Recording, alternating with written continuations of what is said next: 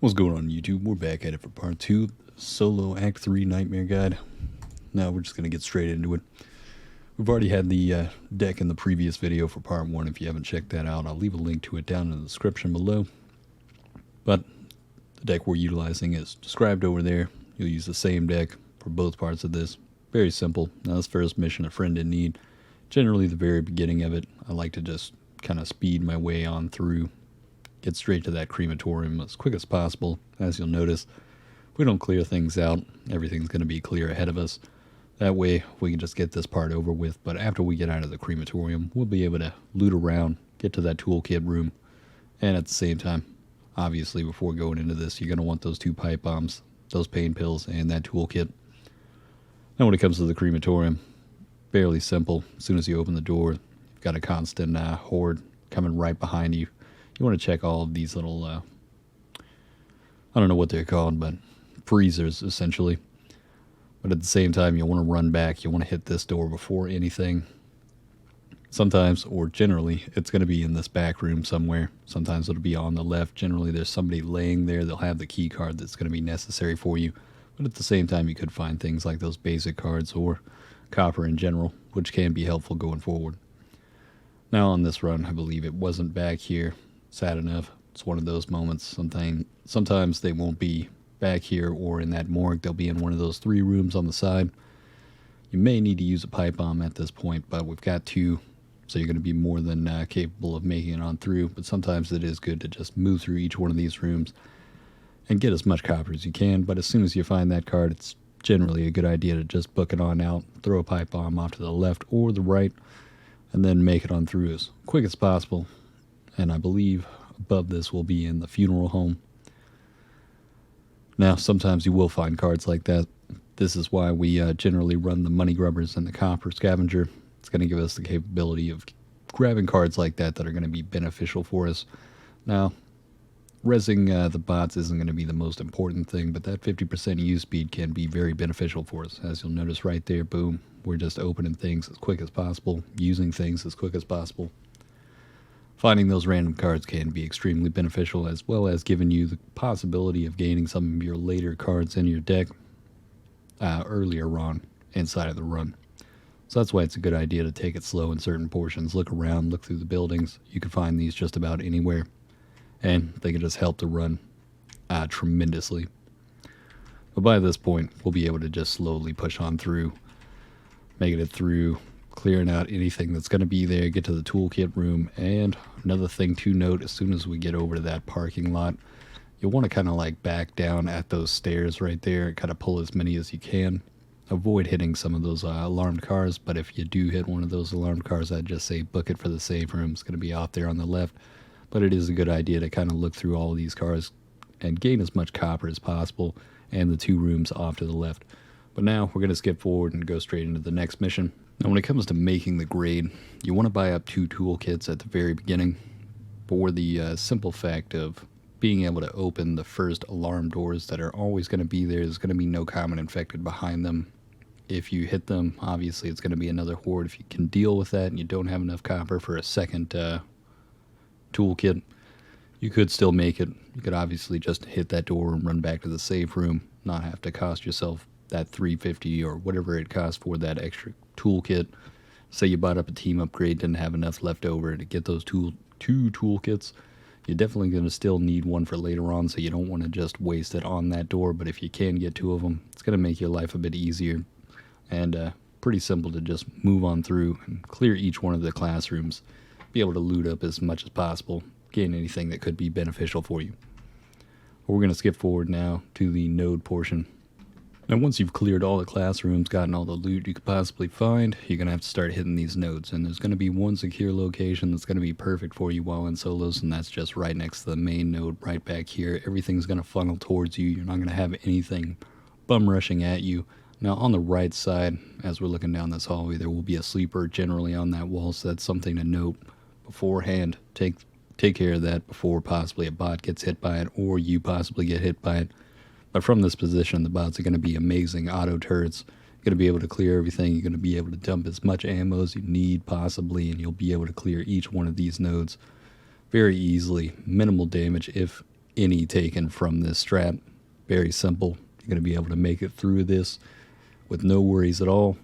And possibly one bot may die. Gym specifically, if you have Gym bot, it's going to be an absolute nightmare for you. He's going to keep running out there. I've had him on a previous run, and don't know what's wrong with that bot, but Gym bot is 1 in 100. 1 in 100 deaths. It's more like it every time you run him. But that's going to be the simple strat for this. We'll skip forward and get to the portion with the ogre or the gymnasium. Very simple, but let's head on over. Now, once we're in the gymnasium, as soon as you start that generator, it's going to spawn those hordes coming from the left and the right. Pick up as much as you can from around the room if you notice anything, but you're essentially just going to stay up on these bleachers. Again, it's going to be another one of those moments where bots are just auto turrets taking out pretty much anything. Didn't end up running into any special infected for whatever reason in this first portion. I believe the second portion, only one of them spawned when it came to the ogre dropping in. It's going to be a very simple portion of the mission. I mean, you're essentially just going to stand here. I mean, there was a couple of moments where I felt like I didn't even need to fire. The bots are just going to continuously eat everything up. Lucky enough, we had that corruption card where it's constantly hurting us, so each kill we get that temporary health. Bots had no problem maintaining during this mission. I believe all 4 were alive at the very end as well. That can be beneficial for you at the same time, considering we'll get additional copper for all 4 survivors making it on to the next level. With that being said, as soon as we get that battery in, we're going to have another small horde. Ogre's going to drop in. You can hurt him if you want to.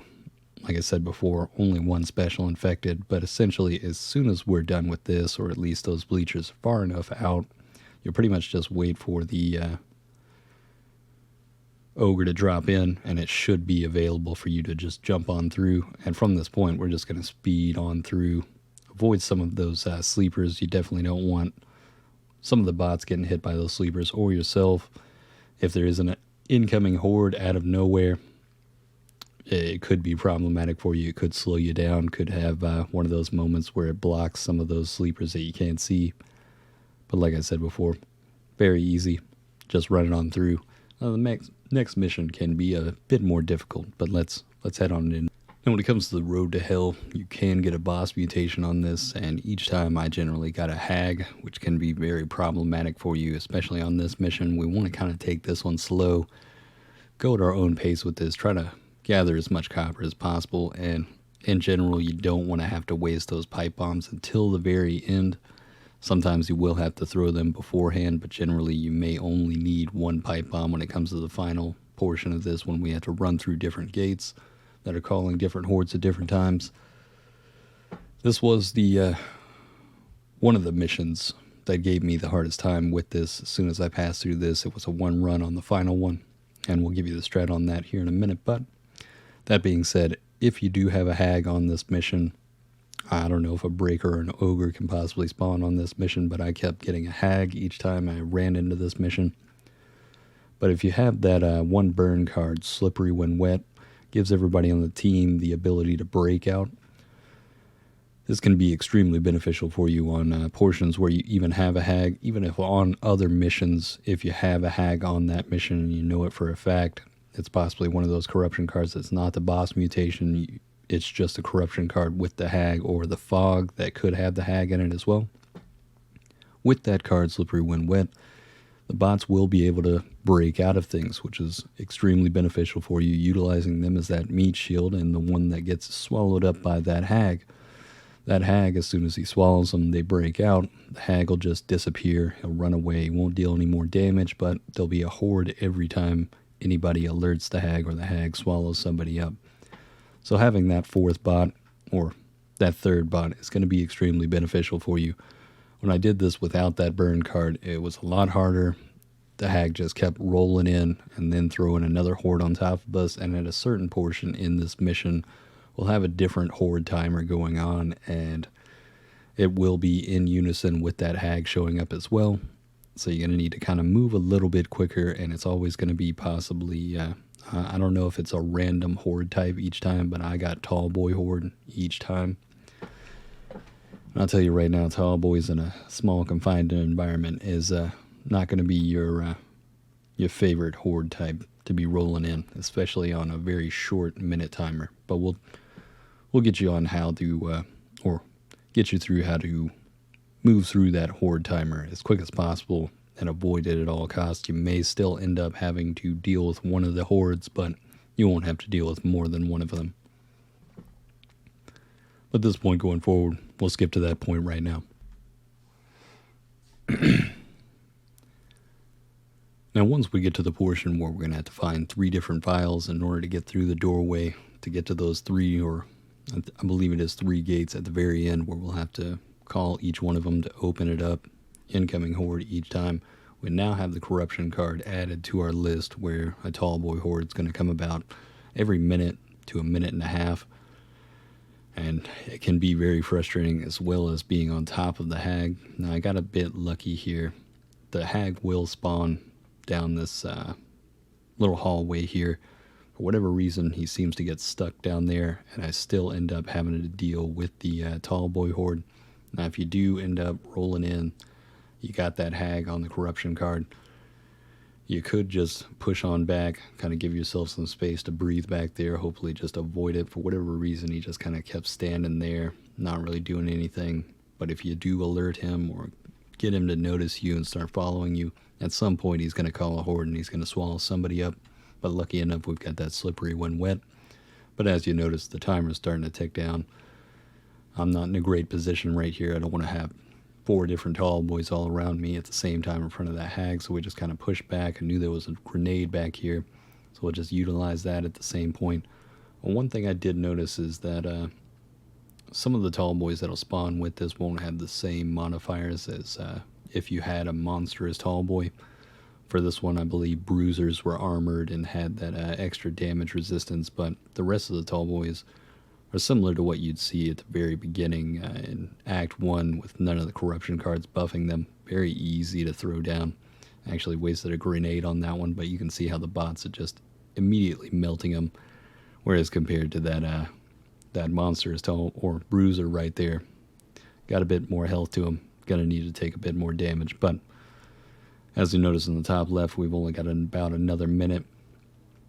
Hag, for whatever reason, is still sticking down there. Generally, you'll find one of the vials inside of this room, and the one that I need at the very beginning is going to be right next to that hag. The second vial is going to be in these tents somewhere. It's not always going to be in that same location. And the third one that we're going to need is going to be in one of these rooms. You just need to quickly run over to each one of them, shoot next to the door, make sure that you get the common infected inside, breaking those doors, and then just start moving through it as quick as you can. Now, for whatever reason, the hag just disappeared, I guess, over time. If nobody aggroes him, he possibly just disappears. But it's one of those moments where you're going to need to immediately start looking inside of these rooms. As you notice, the horde timer's ticking down. We don't have much time left here. I believe I did have to end up running through a second tall boy horde. Didn't end up being as bad as I thought it was going to be, but it was a problematic experience considering one of the spitters had spawned at the same time. You'll notice here in a second, I hate spitters, and every time they hit you, it's going to slow you down as much as it possibly can. Right in that moment, I'm getting hit by a tall boy. Had I not had the bot next to me in that moment, I probably wouldn't have made it, but I've had to clear through all 3 of my pain meds by this point. Wasted a pipe bomb. And the spitter's still somehow going. Good God. You can see how problematic one special infected can be. Spitter is the bane of nightmare. It'll ruin a lot of runs for you, but by this point we still have 42 seconds. Lucky enough, bots were able to help out. We've cleared most of or all of the tall boys that came with that horde. And as soon as we make it through this doorway, you just want to bum rush through before that timer goes. Right away, that timer's going to be gone, so if you can get that done as quick as possible, it's going to be a huge benefit to you. You're going to be able to avoid a lot more damage or possibly killing off some of those bots just trying to deal with those tall boy hordes. And if you have the hag at the same time, going to be even more problematic. Lucky for me, I did end up having the hag just disappear at some point. But once you make it through that doorway, it's a good idea to go back, kind of check around, look for anything that could be a benefit to you. we weren't able to completely clear most of these rooms and look for anything that could be a benefit. Could possibly find some pain meds, pipe bombs, supply boxes. Lucky enough, I was able to get in here, found some of those pain meds. I believe I will find a pipe bomb at some point somewhere, but at the same time we can gather that copper that we may have left behind as well. It's all clear for us and we've got no incoming horde by this point. Now that being said, we'll just skip on forward now, all the way until we get to the gates. Or will, actually. This is where you need to stop as well. You kind of want to clear this area out, make sure that you find as much copper in these rooms. Sometimes there's a weapon upgrade as well, and that's where the toolkit room is going to be.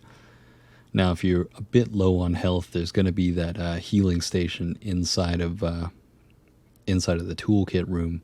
But generally, as we push forward, there's going to be a second medical station right outside the room, right before we exit. On the left, you'll notice here in a second.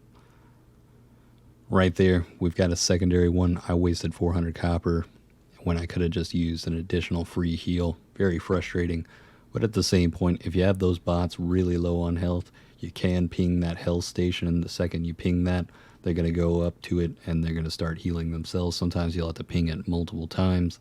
Sadly enough, I couldn't get them to heal completely up with the second heal station. Kept pinging it, they just never ran up to it. Can't tell whether or not it's a bug or possibly as soon as they're up to a certain maximum amount of health, they won't go and completely heal again. Not sure what it is, but theirs is free. They won't take up your free charge either. But having a bot at full health, especially for this last portion, can be very beneficial for you. Let's skip on forward. Now, as soon as we get to that first gate, you'll just open it up. Now, I didn't have too many common infected. I was kind of surprised at how easy this was. Immediately, I just threw one off to the right side. You don't want to get it too congested to where you can't make it through without taking some damage, but you need to get to that next button as quick as possible. Take out anything that may be around you. Take out anything that's going to be in front of you, especially. You want to kind of focus on that. Let the bots do the work from the rear. Get everything cleared behind there. Didn't end up even really having to throw another pipe bomb.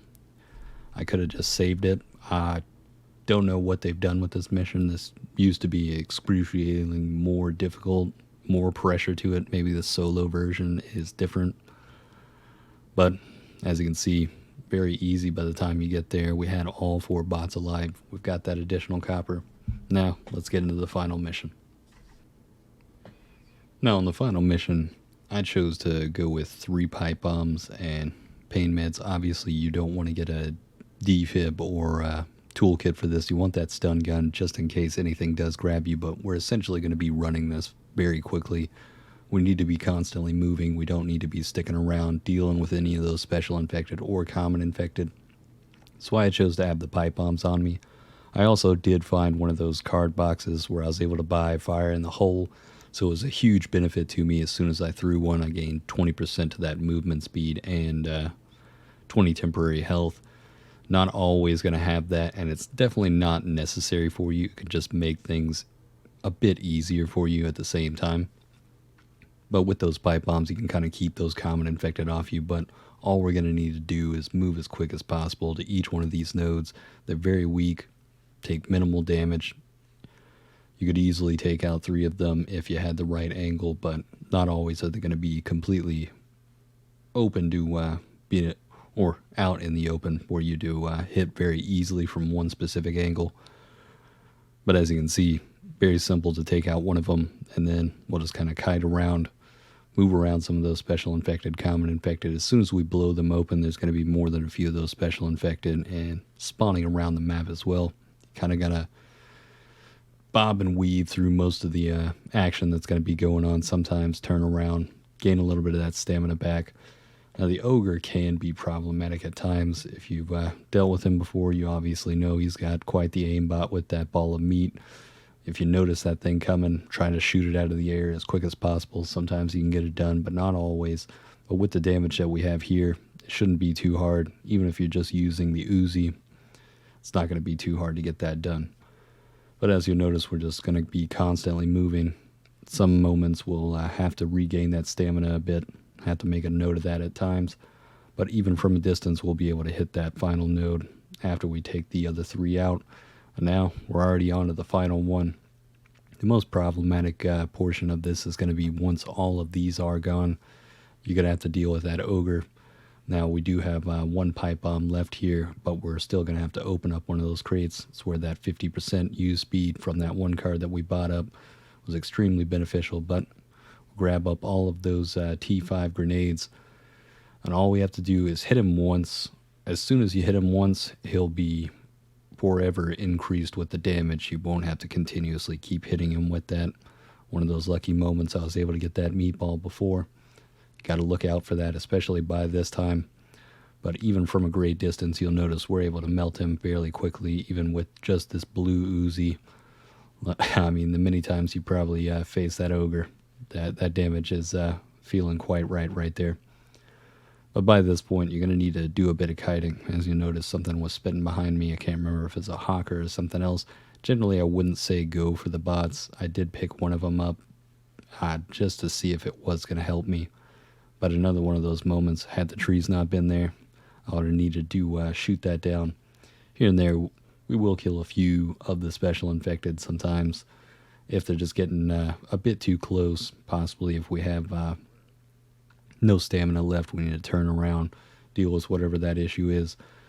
That's why it's a good idea to keep some of those or grab up additional of those T5 grenades. If you have any of those special infected right behind you, you could just throw that down, melt them really quickly. But as you'll see, we're just doing that circle strat, constantly moving, utilizing that stamina, kind of building it up here and there once we've made a good lead in front of the common infected and the special infected. Now here and there we will need to grab up some ammo. There's nothing worse than that moment if you ran out of ammo, especially since all we have is the machete after that. But this is essentially all we're going to need to do. I'll just give you the full gameplay here, right here. Slowly but surely we'll just keep dwindling him down. We just got to get the right angle on him. But as you'll notice right here, very easy to just melt him. We just keep laying in clip after clip. Kind of move off to the left, making sure that we don't get one of those meatballs thrown out of us. Now, I'm not sure what happened, but I didn't even notice that I've got bandages instead of my 3 pain meds. Lucky enough, I didn't need them. Don't know when I grabbed those, but you'll see, just like that. Very simple, easy to melt that ogre. Arguably, I probably could have turned around a good while ago and just completely melted him fairly quickly instead of having to run in that circle, but it's always a good strat to make sure that you don't get caught up with anything. Special infected don't reach you and start slamming you down. If you got one of those tall boys, that could be the run ender right there. Very problematic. But that's going to be the final portion of Act 3 right there, Solo Nightmare Guide. Hopefully this has helped you guys out. Hopefully this may have helped some other people that are possibly still trying to push through this with randoms. Maybe they didn't know the strats all that well, haven't really looked up anything. This could be an excellent guide for you to kind of get your footing with what you need to do when it comes to going through some of these portions of the campaign. With that being said, we're done with solos. I won't be doing the Act 4. I've already done it previously. I've already got a video on that where it was I utilized a specific deck for the final mission when it came to Act 4 on the Abomination. I already have that cataloged with the playlist for Everything Back for Blood if you want to check that one out. I'll also leave a link in the description for it. This was pre-December update when I made that video as well.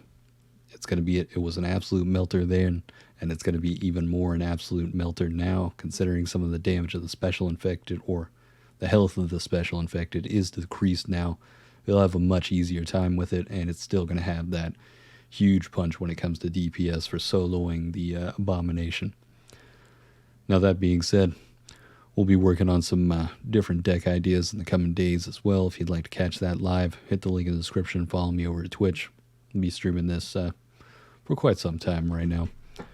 Don't know exactly when I'll probably transition to a new game, but it may be on that January 20th once we finally get into the Rainbow Six Extraction. That should be an interesting game, but hopefully sooner than later we'll get a little bit more of that DLC when it comes to Back for Blood. Still up in the air when that might come. I'm really hoping I'm not right about this, but it feels as though we may not see those Tunnel of Terror or that Tunnel of Terror first expansion all the way until spring. But possibly in February it may come about. We're almost getting up on almost 5 months now, or 4 months now past the release of the game. Hopefully something's coming for us. At some point, we're going to run out of things that we can really do with the game, and sad fact of it is, you can only rerun it so many different times before it starts getting stale. But we haven't hit that point just yet. But we'll keep on trucking for right now, as long as we're enjoying it. Got some content to make for it. With that being said, hopefully this helped you guys out. Hope you enjoyed, and have a good one.